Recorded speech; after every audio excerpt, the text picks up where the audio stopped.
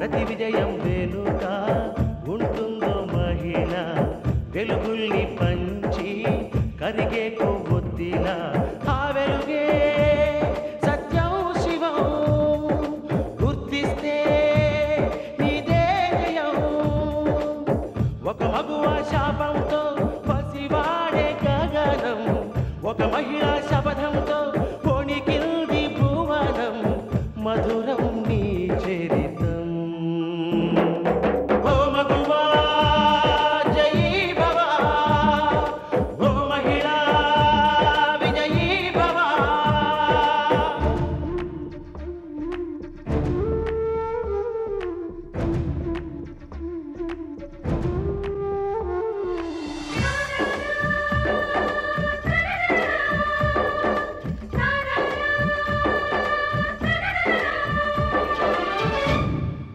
ఒట్టి మాటతో ఒక్కనాటికి రాదు రాదు జయము చిత్తశుద్ధితో చెమట ఓడ్చితే అందదా విజయము పిడుగు రాలిన అడుగు ముందుకు వేయుటే ధైర్యము మనసు చూపిన మార్గ మొదలక సాగని పయనము అంతులేనిది నీ సహనము సాటి లేనిది నీ త్యాగము బతుకు బాటలో ఎన్ని వెతుకులాటలో మలుపు మలుపున ఎన్ని ఆటుపోటులో గెలుపే నీ ధ్యేయం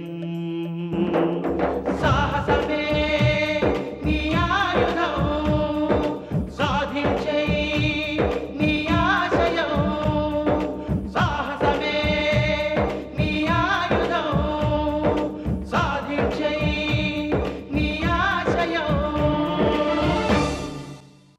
అమ్మా లక్ష్మి, నువ్వేమంటావమ్మా? లక్ష్మి, ఇవాళ మనమందరం కలిసిమెలిసి ఎంతో ఆనందంగా ఉన్నాం. ఈ ఆనందం కలకాలం నిలబడాలి అంటే అది నీ చేతుల్లోనే ఉంది. ఇంతగా ఎందుకు చెప్తున్నాను అంటే ఇది నీ మేనగోడల జీవితానికి సంబంధించిన విషయం. కాకిముక్కుకి దొండపండు అన్నట్టుగా బంగారం లాంటి పిల్లని తీసుకెళ్లి ఒక అమాయకుడికి అంటగట్టి ఆ పిల్ల గొంతు కోశారు అన్న లోకనింద మనకొద్దు లక్ష్మి. లక్ష్మి, మీ అన్నయ్య మీదున్న ప్రేమతో నువ్వు నన్ను పెళ్లి చేసుకున్నావు. మీ అన్నయ్య వదిన ఒకరినొకరు ప్రేమించుకున్నారు కాబట్టి ఎక్కడికో వేరే ఊరెళ్ళిపోయి పెళ్లి చేసుకున్నారు. కానీ వీళ్ళ పరిస్థితి అలా కాదే. వీళ్ళు ప్రేమించుకోలేదే. అమ్మా, ప్రేమించుకోకపోతే పెళ్లి చేసుకోకూడదా? చెప్పు తీసి కొడతాను కదా. చొక్కలు తెలియవు, దిక్కు తెలియవు, 100 అంకెలు వరుసలో చెప్పలేవు. నీ బ్రతుక్కి పెళ్ళి ఒకటి. బావా, నువ్వెందుకు తొందరపడతావు?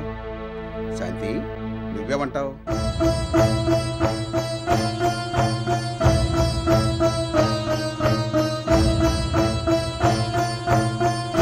శాంతి, ఇందు ఇష్ట ప్రకారం పెరుమాళకే ఇవ్వండి. ఇందుకి పెరుమాళ్ళంటే ఇష్టం, పెరుమాళ్ళకి ఇందు అంటే ఇష్టం. పెరుమాళ్ళ అమాయకుడని తీసి పారేయక్కర్లేదు. పెళ్ళయ్యాక ఇందు అతన్ని మార్చేస్తుందేమో. ఎరా మూర్తి, నీ అభిప్రాయం ఏంటి? వివాహం అనేది 7 జన్మల బంధం. ఎవరికి ఎవరు అనేది ఆ దేవుడు ఎప్పుడో రాసిపెట్టుంటాడు. ఈ ముహూర్తానికే ఇందు పెళ్లి జరగాలని రాసింది, జరిగి తీరుతుంది.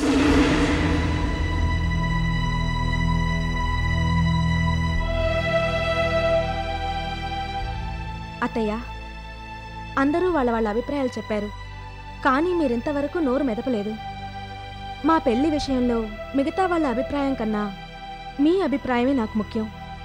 మీరు నన్ను మీ కోడలుగా అంగీకరిస్తారా లేదా?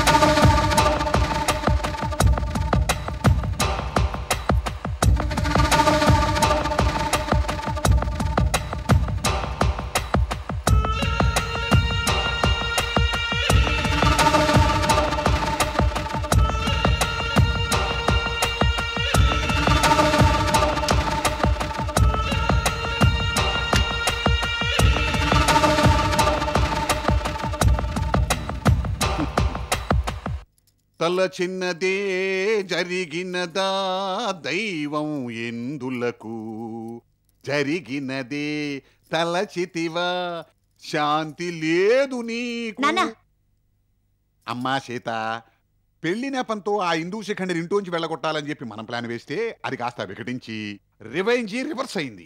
గోడ కొట్టిన బంతిలాగా మన ప్లాను మనకే తిరిగి వచ్చేసింది. జరిగిందాన్ని పశువుల్లా నెమరవేయకు. పశువులకి మనసు ఉండదమ్మా. ఆ మాటకొస్తే మెదడు ఆలోచనలు కూడా ఉండవు. అవన్నీ ఉండేది మనుషులకే.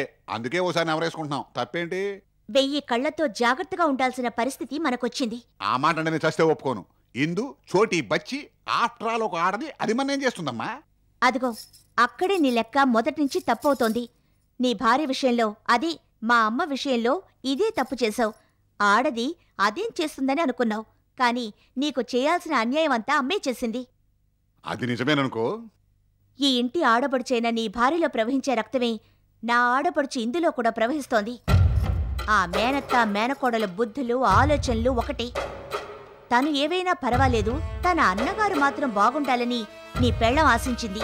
అలాగే తన బాగుని మానుకొని ఈ ఇల్లు బాగుండాలని ఇందు కోరుకుంటోంది. తన స్వార్థాన్ని పక్కన పెట్టి ఈ కుటుంబం బాగు కోసమే అనుక్షణం ఆరాటపడుతుంది. మన ప్రయత్నాలకు అడ్డు తగులుతుంది. అయినా ఇప్పుడు మనం ఏం చేయగలమమ్మా? ఆ ఇందుకు మన వెధవగాడితో పెళ్ళైపోయింది. కుండ మార్పిడి, ఇంటూంచి వెళ్ళగొట్టడానికి కూడా వీలు లేకుండా పోయింది. ప్రతి చర్యకు ప్రతిచర్య ఉంటుంది. ప్రతి సమస్యకు పరిష్కారం ఉండి తీరుతుంది. జరగదు అని మనం ఎప్పుడూ అనుకోవడానికి వీల్లేదు. అది మన డిక్షనరీలో ఉండకూడదు. నా బుర్రకి ఏమీ తట్టట్లేదమ్మా. ఇటు నుంచి నరుక్కు వెళ్ళలేకపోతే అటు నుంచి నరుక్కుని రావాలి.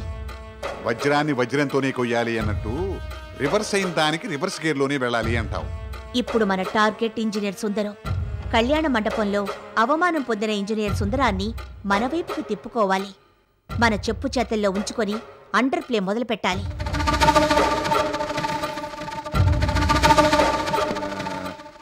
నువ్వు చెప్పినట్టల్లా చేయటానికి ఆ సుందరం మీ తండ్రి బలరామా? వాడో పెద్ద ఇంజనీరు, తెలివైనవాడు, పైగా ధర్మారావుకి బిజినెస్ పార్ట్నరు. అతన్ని మన చెప్పు చేతల్లో ఎలా ఉంచగలం? నీలాంటి మూర్ఖుణ్ణి మార్చడం కష్టం గాని అలాంటి తెలివైన వాణ్ణి మార్చడం చాలా తేలిక. కొండంత బలోను చిన్న సూదికి లోకువా. ఆ ఇంజనీర్ బుర్ర సదును చేయడానికి నీ కూతురు బుర్ర చాలు. వెళ్ళి పనిచూసుకో.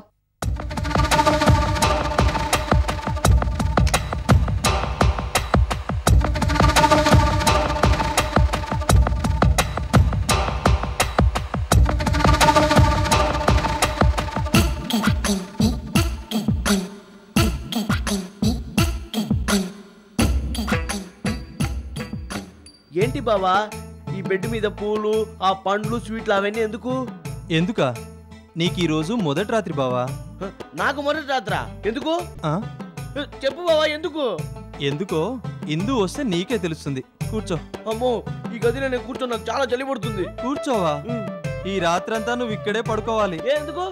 ఈ రోజు నీకు మొదటి రాత్రి అని చెప్పాను కదా. నాకెందుకు మొదటి రాత్రి అడిగాను కదా. ఇందు వస్తే చెప్తుంది కూర్చోమని చెప్పాను కదా. నాకు ఈ గదిలో చలి పుడుతుంది, కూర్చోలేనని చెప్పాను కదా. ఈ రాత్రంతా నువ్వు ఇక్కడే పడుకోవాలని చెప్పాను కదా. ఎందుకని అడిగాను కదా. నీకు ఇవాళ మొదటి రాత్రి అని చెప్పాను కదా. అందుకే నాకు మొదటి రాత్రి ఎందుకని అడిగాను కదా. చెప్పు బావా. ఏడి బాలాజీ బాబు ఎక్కడ మాయమయ్యాడు? బాలాజీ బావా, బాలాజీ బావా. అయ్యో,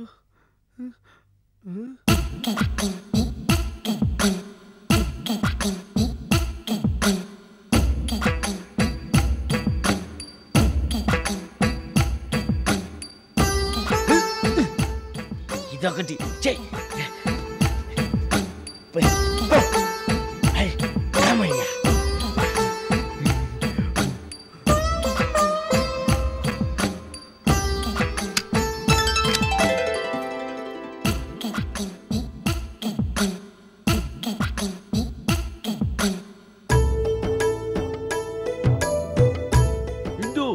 ఏంటలా సిగ్గుపడుతూ నిలబడిపోయావు? ఇక్కడికి రా. ఇదిగో బోల్డన్ని పళ్ళు, జిలేబీలు, లడ్లు కావాల్సినన్ని ఉన్నాయి, వచ్చి తిను.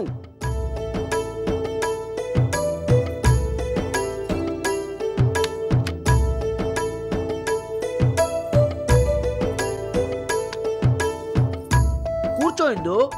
మీరు లేవండి. నేను కూర్చోమంటుంటే నువ్వు లేమంటావేంటి? కూర్చో. ముందు మీరు లేవండి. పెళ్ళాం మాట వినాలని పెద్దవాళ్ళు చెప్పారు. లేచాను. ఇప్పుడు ఏం చేయాలి? అయ్యో ఇదే పని నా కాళ్ళు పట్టుకుంటావేంటి? నేనేం దేవుణ్ణి కాదు కదా. నాకు మీరు దేవుడే. కూర్చోండి. ఇదిగో ఈ పాలు తాగండి. నాకు ఈవేళప్పుడు పాలు తాగే అలవాటు లేదు. కానీ మీరు ఈరోజు పాలు తాగాలి. సరే నీకోసం తాగుతాను.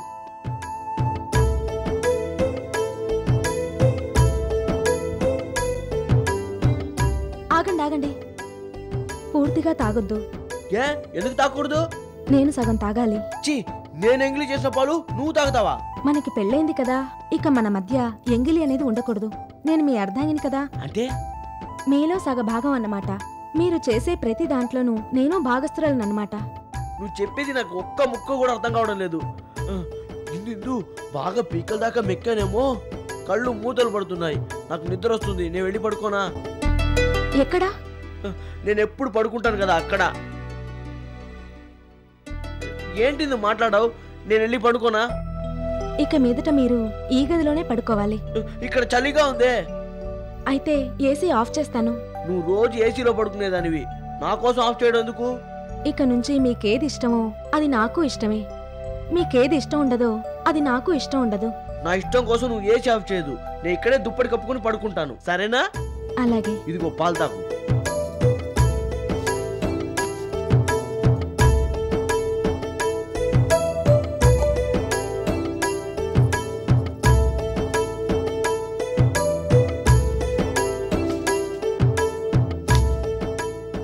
ఏంటి అలా చూస్తున్నారు? నిద్ర రావట్లేదా? అవునిందు, రోజు మా అమ్మ నన్ను జో కొట్టి నిద్రపుచ్చటం అలవాటు చేసింది. నువ్వు మా అమ్మలా జో కొడతావా? ఊరికే జో కొడితే నిద్ర రాదిందు. జో కొడుతూ జోల పడితే హాయిగా నిద్ర వస్తుంది. పాడిందు, పాడు. లాలి లాలి లాలి లాలి లాలి లాలి లాలి వటపత్ర సాయికి వరహాల లాలి రాజీవ నేత్రునికి రతనాల లాలి వటపత్ర సాయికి వరహాల భూమి పుట్ర నగ నట్ర లక్షల వరకట్నంతో పెద్దింటి పిల్ల కోడలుగా రావాలని నేను అనుకుంటే, నెల జీతానికి స్టీరింగ్ తిప్పుకునే డ్రైవర్ గారి కూతురు కోడలుగా తగలంటావు కదే. ఏంటి ఆ చూపు? వాటికేం తక్కువ లేదు. ఏమే సెరిగొట్టు మొహమా, ఏం బాగుందా నా ఇంటి కోడలుగా వచ్చావే? అసలు నీకు మాకు సాపత్యం ఏమిటే? ఎర్రగా బుర్రగా ఉన్నాడని ఇంజనీర్ కొడుకని నా కొడుకును వల్ల వేసుకుంటావంటే, అయిన వాళ్ళకి కాని వాళ్ళకి నీ మూలంగా అందరికీ లోకమైపోయాం కదే పాపిస్తానా. అత్తయ్య గారు అంత మాట అనకండి. ముందు మీ అబ్బాయి గారే నన్ను ప్రేమించారు.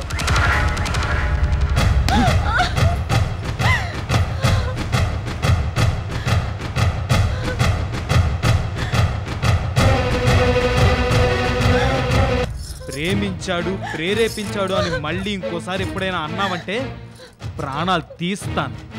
ప్రేమించడానికి నువ్వేమన్నా ప్రపంచ సుందరవటే? అప్పలమ్మ మోహన్ నువ్వు. ఏమండి, మాట మార్చకండి.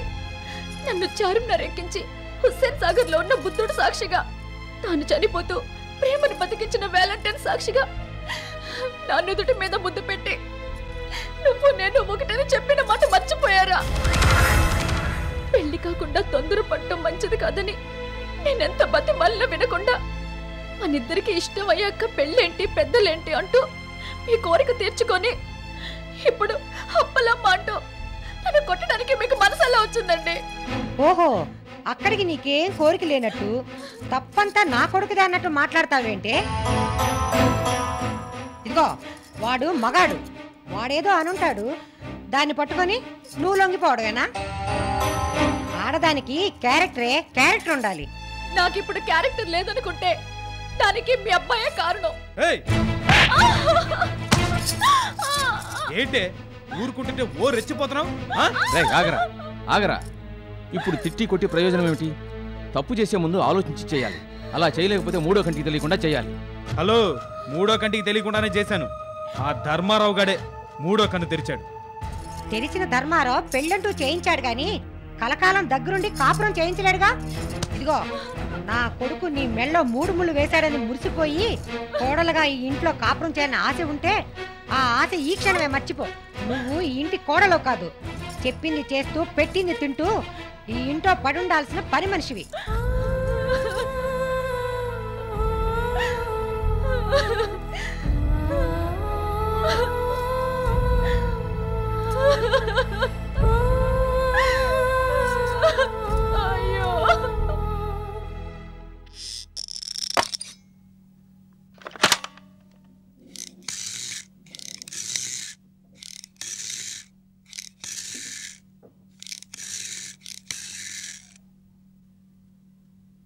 హలో హలో, నమస్కారం అండి. నమస్కారం. మీరెవరు? మీకు బాగా కావలసిన దాన్ని, మీతో ముఖ్యమైన విషయం మాట్లాడాలి. మీ భార్యని తీసుకొని గాంధీ పార్క్ వస్తారా? ఇంతకీ మీరెవరు? చెప్పాను కదా మీకు బాగా కావలసిన దాన్నని. వస్తే మీకే మంచిది. వస్తారా? వస్తాను. మీరు మాత్రమే కాదు, మీ భార్యను కూడా తీసుకురావాలి. అలాగే. ఉంటాను.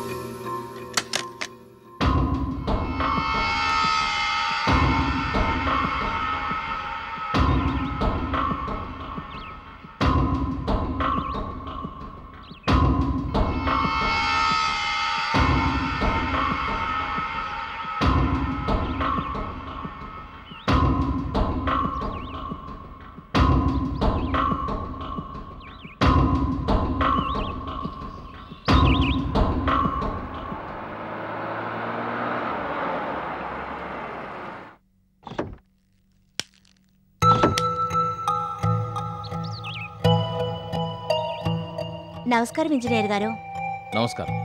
మీరేనా నన్ను ఇక్కడికి రమ్మని చెప్పింది? నేనే. దేనికి? దగ్గరికి రండి, చెప్తాను.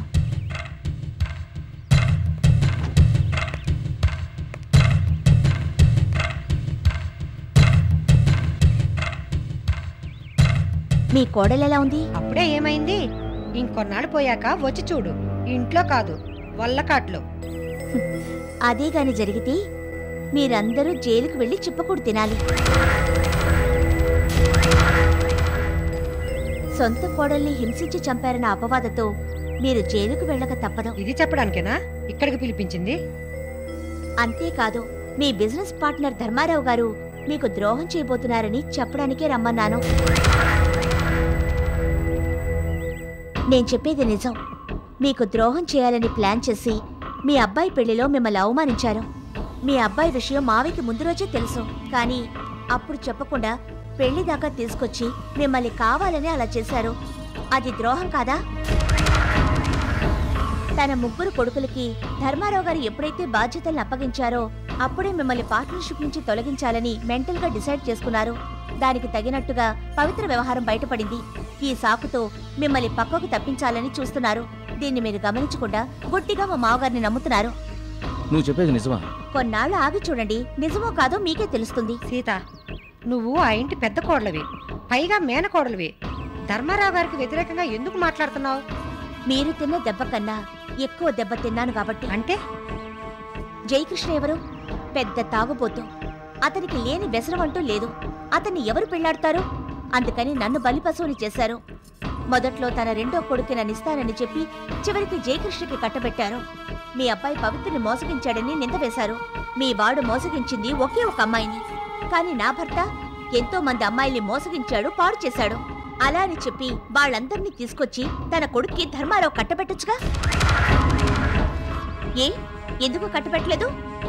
స్వార్థం. ఉపదేశాలు, ఉపన్యాసాలు ఎదుటివాళ్ల కోసమే.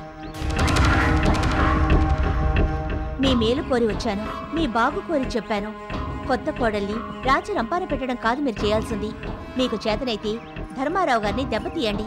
లేదంటే ఆయనే మిమ్మల్ని దెబ్బతీసి బిజినెస్ నుంచి తొలగిస్తారు. ఆయన నన్ను తొలగించేదేమిటి? నా అంతటి నేను బయటకు వచ్చేస్తాను. తెలివి తక్కువ పనులంటే ఇలాగే ఉంటాయి. మీ అంతటా మీరు బయటికి రావడం దేనికి? ఆయన వెళ్ళమనేదాకా అంటి పెట్టుకుని ఉండండి. మీకేం తెలియనట్టుగా మంచిగా ఉంటూ తవ్వాల్సిన కోతులు తవ్వండి. ఆలోచన ఉండాలే గాని పగ తీర్చుకోవడానికి 1,000,000 మార్గాలున్నాయి. ఏం చేయమంటావో అది కూడా నువ్వే చెప్పమ్మా. ఏ పవిత్రనైతే అడ్డం పెట్టుకుని మిమ్మల్ని అవమానించారో అదే పవిత్రతో ఆయన అవమానించండి. ఎలా?